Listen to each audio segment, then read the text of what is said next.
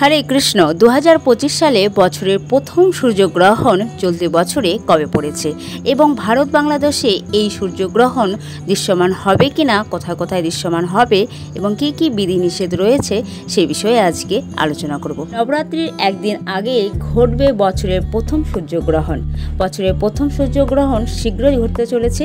আসুন জেনে নিই সূর্যগ্রহণের কি প্রভাব পড়বে। সূর্যগ্রহণ চন্দ্রগ্রহণের পর এখন শীঘ্রই বছরের প্রথম সূর্যগ্রহণ ঘটতে চলেছে।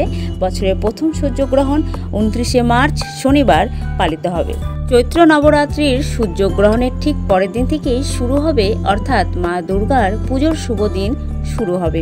আসুন জেনে নিই বছরের প্রথম সূর্যগ্রহণ কি ফলাফল বয়ে আনবে এবং এর সূতককাল বৈধ হবে কিনা। ভিডিওতে যাওয়ার আগে আপনাদের কাছে অনুরোধ রইল, যদি ভিডিওটি ভালো লাগে ভিডিওতে একটি লাইক করবেন, কমেন্ট করবেন এবং সকলের মাঝে শেয়ার করবেন।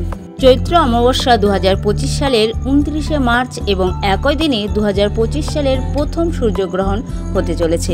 অমাবস্যা তিথিতে স্নান, ধ্যান, পূর্বপুরুষদের উদ্দেশ্যে জল অর্পণ, পিণ্ডদান ইত্যাদি করা হয়। এটি করলে ব্যক্তি মোক্ষ লাভ করে। চৈত্র মাসের কৃষ্ণপক্ষের শেষ দিনে অমাবস্যা উৎসব তিথি পালিত হয় এবং এবার এই শুভ তিথি হল 29শে মার্চ 2025 শনিবার। এবার 2025 সালের প্রথম সূর্যগ্রহণ চৈত্র অমাবস্যায় হতে চলেছে। তবে এই গ্রহণ দৃশ্যমান হবে না ভারত এবং বাংলাদেশে, তাই এই গ্রহণের সূতক সময়কাল বৈধ হবে না। অমাবস্যা তিথি পূর্বপুরুষদের উদ্দেশ্যে উৎসর্গিত এবং তারাও এই তিথির অধিপতি, তাই গ্রহণের কারণে কোনো ধর্মীয় আচার অনুষ্ঠান বন্ধ হবে না। অমাবস্যা দিনে পবিত্র নদীতে স্নান, তর্পণ এবং পিণ্ডদানের গুরুত্ব রয়েছে। শাস্ত্রে এমনটাই উল্লেখ করা হয়েছে যে এগুলি করলে পূর্বপুরুষরা খুশি হন এবং আশীর্বাদও দেন।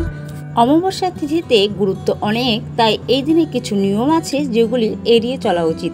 এই প্রতিকারগুলি অনুসরণ করলে পিতৃদোষ থেকে মুক্তি পাওয়া যায় এবং পূর্বপুরুষরা আশীর্বাদ করেন। চৈত্র অমাবস্যার দিনে যে কাজগুলি অবশ্যই করুন: একটি পবিত্র নদীতে স্নান করুন, সকালে মঙ্গলা আরতি করুন, ভগবানের পুজো আরতি করে তারপর পূর্বপুরুষদের কাছে প্রার্থনা করুন। এছাড়াও পূর্বপুরুষদের নামে দরিদ্র অভাবী লোকদের খাবার দান করতে পারেন কিংবা মন্দিরে গিয়ে পুজো করতে পারেন এবং আপনার সামর্থ্য অনুসারে দক্ষিণা দিন। এতে পূর্বপুরুষরা খুশি হন এবং কুণ্ডলিতে উপস্থিত যে পিতৃদোষ থাকে সেগুলি কিন্তু দূর হয়ে যায়। পিতৃদোষ থেকে মুক্তি পেতে চৈত্র অমাবস্যা দিন একটি পরিষ্কার পাত্র নিন এবং তাতে জল, কালো তিল, কুশ মিশিয়ে গঙ্গা নদীতে আপনারা তর্পণ করতে পারেন এবং প্রতি অমাবস্যা তিথিতে পূর্বপুরুষদের ধ্যান করুন, পূর্বপুরুষদের নামে দান করুন। এটি করলে পূর্বপুরুষদের আত্মা শান্তি পায় এবং পিতৃদোষ থেকে মুক্তি পাওয়া যায়। কখন সূর্যগ্রহণ হয় জানা আছে কি? আসুন জেনে নিই। সূর্য ও পৃথিবীর মাঝখানে চাঁদ আসলে সূর্যগ্রহণ হয়।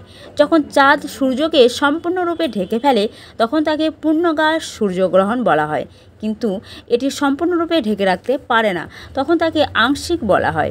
2025 সালে 29শে মার্চ আংশিক সূর্যগ্রহণ হবে।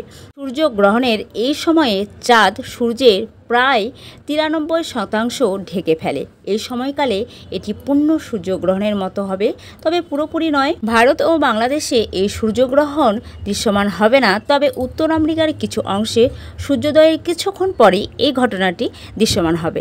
এটি গ্রিনল্যান্ড, আইসল্যান্ড, ইউরোপ এবং উত্তর পশ্চিম আফ্রিকার কিছু অংশে দৃশ্যমান হবে। উত্তর পশ্চিম রাশিয়ার মানুষ তাদের সময় অনুসারে দিনের শেষে এটি দেখতে সক্ষম হবে। সূর্যগ্রহণের সময় চৈত্র নবরাত্রির আগে বছরের প্রথম সূর্যগ্রহণটি আংশিক সূর্যগ্রহণ হবে।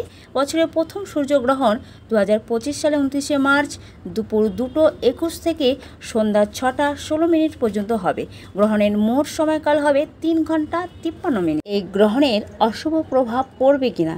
যেহেতু ভারত বাংলাদেশে এই গ্রহণ দেখা যাচ্ছে না, তাই এই গ্রহণের কোনো প্রভাব পড়বে না। সূর্যগ্রহণের সময় কি করবেন না আসুন জেনে নেওয়া যাক। সূর্যগ্রহণ চলাকালীন খাবার গ্রহণ করা উচিত নয়। এই সময়ে রান্না করা বা কোনো খাবার খাওয়া বারণ। এই সময় যতটা পারবেন ভগবানের নাম কীর্তন জপ। এরপর গ্রহণ শেষ হওয়ার পর স্নান করে মন্দির ও বাড়ির চারপাশ গঙ্গাজল ছিটিয়ে শুদ্ধ করতে হয়। এর পাশাপাশি সাধ্য অনুযায়ী মন্দির কিংবা দরিদ্র ব্রাহ্মণদের দান করা উচিত, শুভ বলে মনে করা হয়। এই সময় কি দান করবেন? অমাবস্যার দিন ক্ষীর, ঘি, গুড় দান করা শুভ বলে মনে করা হয়। 2025 সালে চৈত্র অমাবস্যাতে প্রথম বছরের সূর্যগ্রহণ এবং এই সূর্যগ্রহণ কবে হচ্ছে, সূতক লাগবে কিনা, কী কী বিধিনিষেধ, বছরের প্রথম সূর্যগ্রহণ চৈত্র অমাবস্যায়, পিতৃদোষ থেকে মুক্তি, সমস্ত এই বিষয় নিয়ে আমি আলোচনা করলাম। আশা করি আজকের ভিডিওটিতে আপনারা উপকৃত হবেন। যদি ভিডিওটি ভালো লাগে লাইক করবেন, কমেন্ট করবেন, শেয়ার করবেন। আজ এসে দেখা হচ্ছে নতুন ভিডিওতে। সকলে ভালো থাকুন, সুস্থ থাকুন। হরে কৃষ্ণ।